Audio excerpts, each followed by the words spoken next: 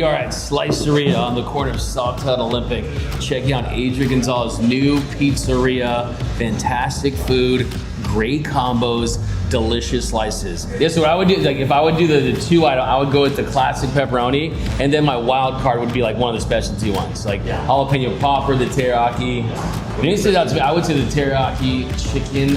People are really loving our barbecue chicken still here. Really? And our chicken is grilled every day. What is up, Dodgers Nation? And Vince Scully used to call this man the butter and eggs man because he's been delivering for years. Now it's a different type of food he's delivering. That's pizza. We're here at his new pizzeria, Slizeria, on the corner of Olympic and Sawtell. First, Adrian, congratulations on your new spot. And so what can you tell us about the inspiration to open this place? You know, the inspiration behind opening up Slizeria is really comes down to we just want to give a good pizza, good value to people. You know, we're all about, you know, giving people something that we've really over the last few years been missing. It's just a good pizza for good value. I hate going to places and, you know, getting a pizza and it's like $40. Like, I'm like, wow, well, where do these prices go? So, you know, right now, you know, our goal here is to really just create some great pizza with good quality ingredients and be able to do it at a great value for everybody that wants to come in. And so we have our meal, which is 2 slices and a drink for $10. You know? Yeah, that's the thing that stands out to me is the combo is great. 2 premium slices, you get the drink. But my question to you is, what makes a great pizza and what separates a good pizza from a great hitter? It's like, what separates a good hitter to a great hitter? What separates a good pizza to a great pizza, Adrian? Continuing to deliver just you know, a good slice. I think, you know, one of the things that makes us unique here at Slizeria is the fact that we have 12 different pizzas to choose from. Not a lot of places have that have those options, and then, you know, just good quality ingredients, and then you make a great pizza. We're not a New York style pizza. We're not a Detroit style pizza. We're not a, you know, any style pizza. We're just good hand tossed pizza. And do you have a favorite topping? I mean, the teriyaki and all this stuff looks amazing, but what's your favorite? You know what? There's about 4 or 5 different ones that I keep rotating, which are all great. You know, this is the Slizeria Supreme. That's a great slice. For me, the teriyaki chicken, the barbecue chicken, the pepperoni is just a classic, right? And then you go into like the meaty greedy and the jalapeno popper. Those are also very popular, and I enjoy them both too. Yeah, and of course, it's going to be a popular place to hang out here in West LA. Are you thinking about maybe inviting some of your former Dodgers teammates, current Dodgers teammates? I mean, great pizza. I mean, kind of reminds me of Tommy Lasorda in the 80s, right? I mean, they're going to be showing up here a lot, do you think? Yeah, Dave Roberts is actually a co-owner, so he's a partner in this, so that's a good thing to put out there. We have a couple other partners that are known as well. I think the biggest thing is that, we are going to have, you know, we're going to ask some of the rookies especially to come out and do some autograph signings and, you know, be able to do some things here in the near future. But right now we're really focusing on just bringing people in, having them try it, and really enjoying just the atmosphere here. Yeah, you mentioned Dave Roberts. He was into wine. You dabbling in all kinds of stuff. You're an incredible analyst. Now you're doing the food thing. Just how difficult is that challenge going from an all-star hitter and player in this league to kind of finding life after baseball, and now you're having a new passion here with the food industry? Yeah, no, you know, I've owned Jersey Mike's stores for a long time, and so for me, being in the fast food, fast casual industry has been a real blessing, and I've really learned to grow from it and enjoy it and understand it. So, you know, continuing to stay in that industry, for me, I think it's the place to be. The person that enjoys the food to be able to come in, pick what they want, get it in, get their meal in, and be able to do it at a great value. For me, that's really you know, where the food industry is going. You're going into this fast casual places and then the high end stuff. So, you know, I really enjoy this industry, this part of you know, the restaurant world, and you know, we're going to continue to move forward. Yeah, we haven't tried it yet, but it looks great. It smells great. We're going to try it. We're going to make some in a little bit here. But speaking of pizza, your former teammates, which of your former teammates do you think could crush the most pizza in one sitting, or like multiple boxes? I mean, who comes to mind first, Adrian? If I had to pick one player on the Dodgers right now, wow. You know, I know Kersh will enjoy a good slice of pizza, so I'm going to go with Kersh. I know he's a person that's always enjoyed a good meal, so I would go with Kersh. All right, your dream Dodgers pizza party any Dodgers in the history of the franchise, can be managers, can be Vin, Tommy, Jackie, anyone you got, who would be your dream Dodgers pizza party? You and 4 other Dodgers in the history of this franchise. 4 other Dodgers, I love that. So I would definitely have Tommy Lasorda because he is so much fun. Rest in peace. But when he was around in spring training, he would be so much fun to have and to just conversate and have those conversations. Yeah. He's the best. And I would have Dave Roberts. He's one of my really, really good friends, and I always enjoy being around Doc. So that's 2 right there. 2 other ones. I would have Sandy Koufax. I really enjoyed Sandy, the interactions I've had with him. And probably I would go with another person I really enjoyed conversations with would be Don Newcomb. Or you know what? I'm sorry, Jackie Robinson. Jackie Robinson. Hey. There's like so many names to pick from. I would have to have both Jackie Robinson and Don Newcomb so they could tell us stories. Yeah, we'll throw in some extra names in there, but that just would be an awesome pizza party. With Dave Robertson there, Tommy Lasorda. I mean, who's gonna even get the time to tell those stories? You love to tell stories yourself. You're listening in that situation. Eating and listening, for sure. That's awesome stuff. So, about this current Dodgers team, you got some ups and downs. Take 2 out of 3 from Toronto. One player I want to ask you about, though, was Mookie Betts. Hasn't had the year that is the standard Mookie Betts year. Well above average hitter. Has played shortstop, which is incredible to see him transition from being an outfielder to a shortstop. But looks like things are starting to click for him. But what do you make of the year that he's had, and kind of what have you seen from him at the plate just with his swing? He started with that issue. There wasn't full clarification, but he lost a lot of weight. He had that thing in spring training going into the season, lost a lot of weight. And I think that was the start of having the season he's had. He needs every pound on him so he can, when he hits the ball, that ball has those extra, 10 feet of carry, 15 feet of carry, which is a huge difference for, players. I feel like I was along those players that we weren't hitting the ball 50 feet over the fence. We're hitting it 10, 20 feet over the fence. And those 10, 20 feet, now it's being caught. And then your next swing, you try to make it a little bit bigger and you're a little bit bigger. And then the ball that you're used to having it carry into the gap and being a double, now it's being caught because now those 10 feet, the outfielder can run it down. It trickles and it creates a bad habit. And so for me, he's gotten to the point where he's like, okay, I can't look at my numbers. I can't focus on my numbers. Who cares about my numbers? And I love that. I really love where he's at right now mentally because he's kind of said like, okay, I'm just going to focus on helping the team win. And, I think he's always focused on helping the team win, but you're always looking at your numbers too. So he's gotten to the point where it doesn't matter, which I love. And so now he's going to have a great last 2 months of the season and into October. And I'm really thinking that he's going to be one of the players that stands out in October. Yeah, you weren't a good hitter, you were a great hitter. One of the best hitters of your generation. You led the league in hits one year. When you're going through that slump, how much of it is mental, how much is it mechanical, and how much can it just build the longer you're in it? I was able to live through a couple of players having gone through this because when I played at Petco, when I played for the Padres, it was the old Petco where I think they moved the fences in 3 or 4 times since. Yeah. I mean, you're talking 415 to both gaps. You're talking like the ball not flying. You're talking about all these things. And we had players come in that had great numbers and they would come and hit there as their home field. And after a couple swings where balls that they're used to being home runs are outs, they started getting bigger and all these things, the same things I'm talking about that happened to Mookie this season happened to them, and they just got frustrated mentally, physically. They try to change their swing, they try to adjust their swing, and all these things lead to these mechanical flaws. So it is mental, it is physical, it is a little bit of everything. It starts with the ball that you hit is an out, and you're used to it being a double or a home run. And then from there it goes into mental. And then it transfers into physical because you try to do more physically, and then it's just a trickle-down effect. So from my experience, I learned that the best thing you can do is just try to hit a good line drive and then not worry about the results. Because if you make good contact and you knew you hit it well, that's all you can control. Once you focus on that, then you can let the results be the results. And it's a tough thing to do because if you go 0 for 4, it's hard to say like I had a good day, because you went 0 for 4. But you might have hit 3 balls on the money and they were outs, and like you can't control that. So you had to learn. I had to learn that early playing at Petco, and it helped when I went to Boston and when I went to LA and New York because then I wasn't so worried about. Hey, it wasn't results driven. It was more like, hey, was I able to go through and make the contact and execute a game plan and do those things? So I really feel like.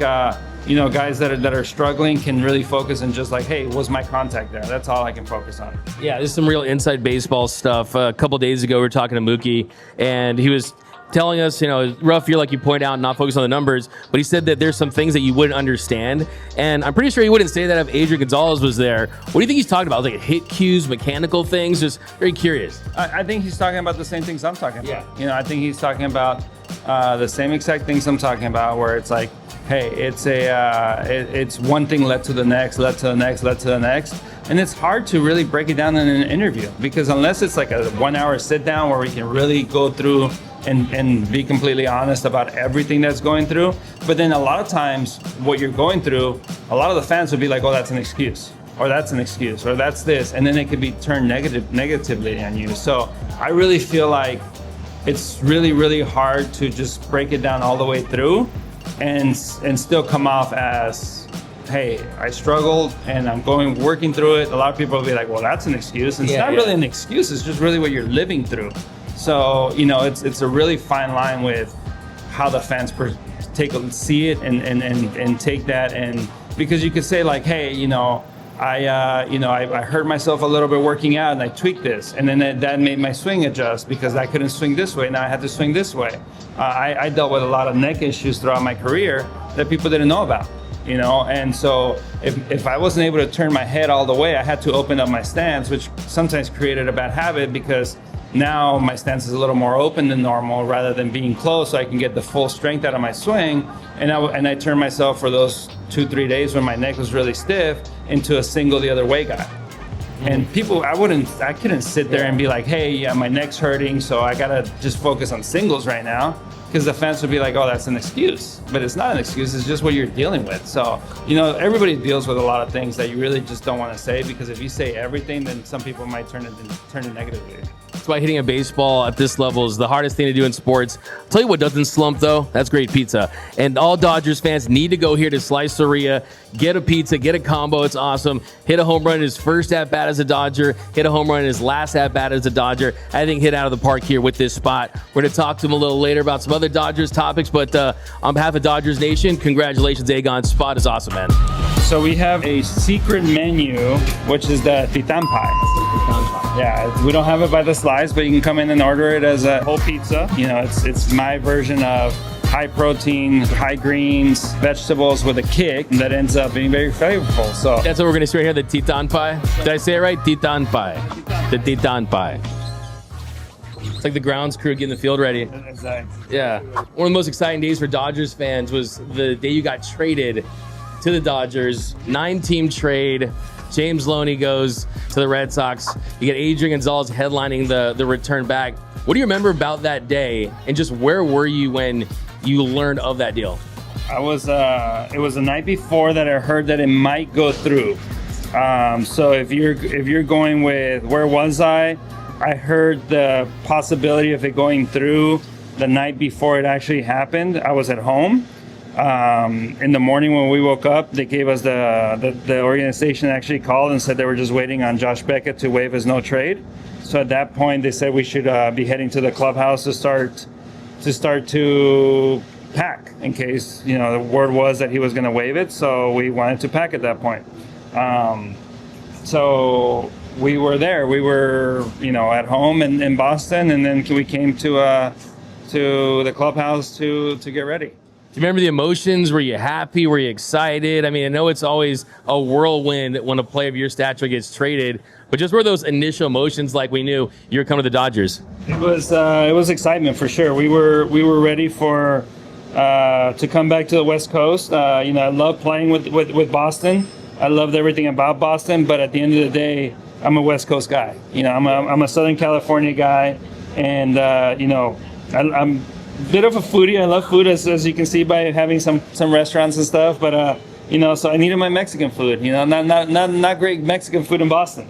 And so, like I said, great fan base. Love playing there. Nothing but great things to say about Boston and the organization. But at the end of the day, it's always good to come back to the West Coast.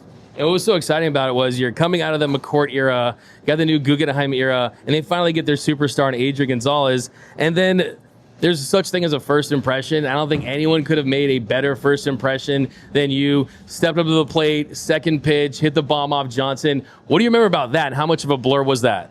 The whole day was a big blur, only because like I said, we stayed up all night thinking about the trade, semi-packing just in case it does go through. We don't get hit up with the last minute like, hey, pack everything now. And then we go to the ballpark. You know, it goes through, and we have to fly from Boston all the way to LA, which is, you know, a task in itself. And then get to LA about 3-4 o'clock in the afternoon. Game's at 6. We go. We get in a car. You know, police escort to the stadium. Obviously, traffic on the way in. We know how traffic can get on the way in. You know, at Dodger Stadium. Get to the stadium at about 4:30 for a 6 o'clock game. You know, get to say hi to the owners. Get to say hi to some people when we land. And then, you know, now you're talking 5 o'clock. So you're talking an hour before the game starts. Get to the clubhouse. Just, you know, meet the clubhouse crew, meet Alex and everybody else there, and Mitch and everybody. And at that point, we you know, given the uniform, change. Now you're talking 6 or 5:20, 5:30, right? We change. We put on the stuff, and you know, it becomes. And now everybody's already on the field stretching, and you're better. You've gotten off the plane, haven't stretched, haven't done anything. So by then, I'm barely have uniform on. So I go to the cage, take a couple of swings, and you know, you're talking 5:45 now. Do a couple sprints inside because I didn't have time to go outside, and you know, it's 5:55. Time to take the field. So I get inside. I go take the field, and I don't even say hi to a lot of the players because a lot of the players are outside doing their thing, getting ready for a game. I didn't get to say hi to Don Mattingly before the game started because he's doing his things. So we take the field. We come back in after the field, and I'm saying hi to people. And before you know it, I'm up. I'm hitting, right? Basically saying hi to Don Mattingly on my way up to the hit. So then I get to the at bat, and again, I'm just like, you know, so I get to my at bat and I hit the home run, and you know, it's like it's just the whirlwind if you think about the day as a whole. Where I didn't really sleep the night before because of everything that could possibly happen. You're packing, and then you get like just everything just kind of like, you know, happens.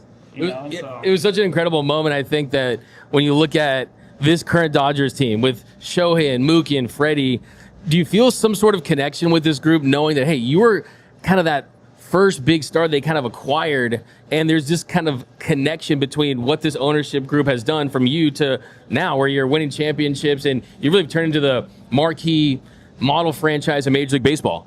I think more than anything is the fact that when we came over, the team was, you know, not in a great place. You know, the clubhouse wasn't great. The organization didn't have really an identity. Didn't have what they were, right? And then we were able to establish that. We were able to establish that, you know, clubhouse culture, like all these things. Once we came over, and it started the following year, and from there on, the team's never lost, right? So never had a losing season. Never, you know, made the playoffs every year. So being able to be the group that started that culture, that started the way that everybody's been playing, it's almost like the Dodger way now. That was, I think, the best thing about it, because you know, you could have players, you can have whatever you want, but if you don't have culture, you're not going to be that successful team year in and year out. And being able to be the group that we established that culture, that they're still going by now, I think that's the biggest thing. Yeah, and you're still a part of it, right? SNLA, Dodgers fans need to come check out Slizeria to get a pizza. I'm curious, though, even though it was such a blur for you, your Dodgers debut, do you think you can remember the opening day lineup from that day? I mean, do you have any idea? The leadoff hitter, I'll give you. I know Matt Kemp and Luis Cruz were on base when they hit the home. They were, absolutely. And they were, Luis Cruz was... There you go. So Mark Ellis, second base, batting first. Luis Cruz at third, batting second. Matt Kemp in center, batting third. And then Adrian Gonzalez at first. So that's the cleanup hitter right there. Then after that... AJ Ellis catching. We had... Batting ninth. Yep. We had Pete Gordon playing short, right? That one actually, Hanley. Oh, Hanley was the shortstop. That's Yeah. right. They had just... Yeah, Hanley. Traded for Hanley. In right, Another Dodgers icon. Yeah, Andre Ether and right. Then after him, you had you remember this one? Uribe was a third? No, it was actually, for this one, it was actually Luis Cruz. Oh, Luis Cruz was a third. That's right. You said in left? This might be the hardest one. In left field? In left field. Shane Victorino? Not Shane Victorino, it was actually Juan Rivera. Juan Rivera, okay. Yeah. And on the mound, it was your boy Clayton Kershaw. Yeah. First of all, just look at that pizza right there. Just look at this pizza. This is like Andrew Friedman putting together a roster. That's how good this pizza looks. All the key ingredients. It has bell peppers for green, mushrooms and pepperoni for protein, obviously the cheese, and then you have a little bit of kick with the jalapenos and pepperoncinis. It has a little bit of garlic underneath the cheese to give it a little flavor. It looks like substantial. I'm not the biggest mushroom guy, as Noel knows, but I'm going to crush this for you, though. So we were talking about the Padres this weekend, NL West Showdown. You play for that franchise. We talked about it before. A lot has changed with these two organizations since you were there, but what do you make of this rivalry this year and for the last couple of years? Because now the Padres, just 2 games back in the division, should be electric. Yeah, the last couple of years has been a lot of fun with the rivalry. Obviously, the Padres have put a lot of funds and attention to becoming a year in and year out powerhouse in the NL West, and so that's always a lot of fun to see. The fans have really gotten into it, and it's been great. I think this year, I think the Padres are not as strong as they were last year. I think last year they were very strong, but baseball's baseball. It's not about how good your roster is. It's about how good you play. And when it comes down to it, the team that plays the best is the one that's going to come out on top. But if you have to break it down for position battles or talent, the Dodgers still have the upper hand. Do you think this almost helps the Dodgers knowing that you're trying to repeat, first team in a long time to do that, you're 2 games up, but to have that team down there kind of push them, making sure they're playing their best baseball, winning this division, how much do you think it's kind of driving the Dodgers as far as they're right behind them? I think this team, the Dodgers team, doesn't really focus on that. Yeah. I don't think the focus is, the Padres or, what are they doing? Veteran teams don't care about that. You don't look at the standings. You don't look at who else is in the division. You focus on who you're playing that day, and you win that game. And whether you're playing good or bad, it has nothing to do with what other teams are doing. And so, a Dodgers team would never let another team dictate, what they're doing or how they're going to play. Sounds like it's a fans thing, right? I mean, Red Sox, Yankees, you're a part of that. Dodgers, Giants are part of that. Feels like if you're a great player, you're great because you're at your best versus any team, right? Feels like it's more of a fan-driven thing. It's rivalries are all fan-driven. Especially nowadays. I do believe that back in the day when players didn't move around and you were playing the same team over and over or the same players, there could be a player rivalry. Nowadays, rivalries are all about the fans and media. Yeah, absolutely. And speaking of fans, the Dodgers have always had a lot of fans. Even have more fans now, especially in Japan, because of a one Shohei Ohtani. And I was noticing your merch out there. You got the awesome Slizeria T-shirt, the hoodie, the hat. I almost think that if this was back in 2015, 2016, and you had that care package that you gave to Shohei Ohtani in that exhibition, Japan versus Mexico, might put some of those T-shirts and hoodies in that. What do you remember from that? Because, hey, do you take a little credit for the Dodgers getting Shohei Ohtani, Adrian? You know what? We were joking around. The scout that drafted me, when I was drafted out of high school to the Marlins, Dave Finley, actually works for the Dodgers now, and he was a part of the Dodgers when I came over to the Dodgers.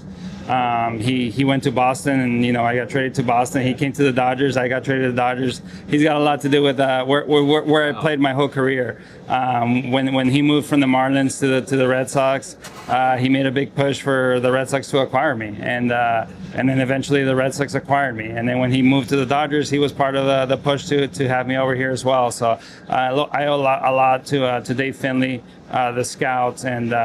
He was in Japan with me when we went to that exhibition. He came over. He was scouting Shohei at the time, and so it's we were joking with Andrew Friedman via text thread the other day, or when the season started, before the season started, the fact that being able to sign Shohei gave the team the ability to sign Yamamoto and Sasaki. And so it's, I said, hey, I'm not taking credit for this, but I think I started a little bit of a movement. So, the fact that I was willing to take the care package, knowing that it was there was going to be some repercussions. They need that bag, and they need to send it to Cooperstown. Like, it should be in the Hall of Fame. Like, what exactly was in that bag, though? I have no clue, to be honest. Honestly, Dave Finley and Andrew, when I told them I was going to go, they were like, hey, we've been scouting Shohei, and we don't know where he's going to sign, but, we know that we're not allowed to do this. But can you take a care package? So I was like, of course, give it to me. Amazing. And it was almost like one of those things where you think you don't know what's in it. You don't want to see, you don't want to take a peek and take a look. So they gave me the bag. A little contract in there for $700 million. Could sign it years later. And they gave me the bag. I put it on the plane, never opened it. I took it to the clubhouse, never opened it. And then when we got to go over and say hi to him, I just gave it to him. So I had no clue what was in it. I'm not responsible for what was in it. I'm just responsible for delivering it. Have you ever kind of talked to Shohei about that, like, years later, or just like interact with him about it? We haven't really had that full-on conversation, but we did talk about, like, hey, remember when we came across and I gave you the bag? He's like, yeah, of course, because he's a big fan of MLB and we talked a little bit about hitting and everything, so it was good. It's really awesome. Adrian Gonzalez, a part of Dodgers lore in so many different ways. Shohei Ohtani, the player, no one knows swings better than you do. What does impress you the most about him just as a hitter? His plate coverage. I think the biggest thing is, obviously we all know he's big, he's strong, but his plate coverage with those long arms is what really impresses me. That's what really, I think, sets him apart, is the fact that he's got the ability to hit the ball inside, but he can also cover, away and soft pitches away or down because of his length and his ability to cover through the length and his ability to cover the zone. Awesome. By the way, he did say that he loves margarita pizza. So I think, Shohei, if you're watching this, you need to come give Adrian Gonzalez a care package, bring his New Balance stuff, whatever it is. So come visit him. But we're going to check out this pizza here. Is it, how long does it usually take? It's almost done. It's almost done? I'm excited about it. About 8 minutes in here. Yeah. I mean, another thing I want to ask you, too, is Mount Rushmore of hitters all time. Are there 4 guys that you can think of that are your 4 favorite hitters, your Mount Rushmore of your favorite best hitters of all time? Barry Bonds, Ken Griffey, for sure. Probably the 2 best hitters of our generation, definitely could be top 10 all time. I think Barry Bonds is the best hitter of all time, hands down. Ken Griffey's not far behind him. I would put Tony Gwynn in there, just because I grew up a big Tony Gwynn fan. And I just, his ability to just hit. I mean, what do they say? Like, he could have had another 2,000 at-bats going over and still be a 300 hitter career-wise. Yeah. And then after that, I didn't get to see much of him, only in the highlights nowadays, but my dad's favorite player was Mickey Mantle, so I'm going to have to throw my dad's favorite player in there. Did you have a go-to pregame meal during your playing days? Nothing specific. I wasn't superstitious at all, so I didn't have to have the same meal every time. I just had this conversation with a friend not too long ago, and I was like, I was the guy that if we went to Philly, I had cheesesteaks. If we went to New York, I had pizza. If we went to wherever we went, whatever they ate there, and was especially the best they had to offer, that's what I ate. So wherever we went, so we went to Miami, I ate Cuban. It's like wherever we go, that's what I was eating. I want to ask you, so we saw you cook the pizza. What's the best meal that you can cook, like any type of food, like that comes to mind? Like what's Adrian Gonzalez's famous what? I would say carne asada, tacos, and ceviche. Ceviche. So. A little preview for your new spot. We'll be back for that one too. Yeah, exactly. Airbnb, the barbecue. For the Airbnb. Exactly. Yep. That'll be there. The tacos and the carne asada, tacos, and the ceviche is what I really enjoy doing, and I'm actually making pretty good. What do you put on your tacos? Tijuana style. You put guacamole, onion, cilantro, salsa. Sounds delicious. This looks good too. We're gonna check this one out. The kitchen here at Slizeria, great stuff. And Adrian Gonzalez made Titán pie here at Slizeria. Oh, 10 out of 10. Hall of Fame, first ballot Hall of Fame pizza here. What's your favorite topping on there? Not the mushrooms, but in this case, I love them. Honestly, I like the kick though. Is it the jalapeno from it? It's jalapeno and pepperoni. And the pepperoni? Yeah, both of them. I like me a little spice in my life. Yep. And it brings that for sure. Noel, let's get you on. All right. Noel. Get down with it. 10 out of 10. 10 out of 10, right? Really It's good. honestly a really delicious pizza. Dodgers fans, you know where to go. You never know. You come here and your pizzas might have been made by Adrian Gonzalez, right? I mean, you never know. All right, Adrian, I knew you were a man of many talents, but now I've tasted your pizza. 10 out of 10. It was delicious. Also want to tell Dodgers fans, if you come here to Slizeria, right here on the corner of Titán Olympic, it's a chance you could poke your head in the back and see Adrian Gonzalez here making pizza. And we just want to congratulate you and thank you for joining us here at Dodgers Nation, my man. Thank you. It's my pleasure to be able to, welcome you here to Slizeria and, be able to make some pizza for you. So, yeah, come by Olympic and Sawtell. We're right here in the corner, parking below. So, you got where to park here in LA, which we always know it's a tough thing. So, yeah, come visit us and thank you for visiting us. You can also order online. You can get some more info online. We'll drop that down below. But Adrian, we'll be back because this pizza is awesome. And see you soon, Dodgers Nation. Until next time, think blue, bleed blue, and we're out.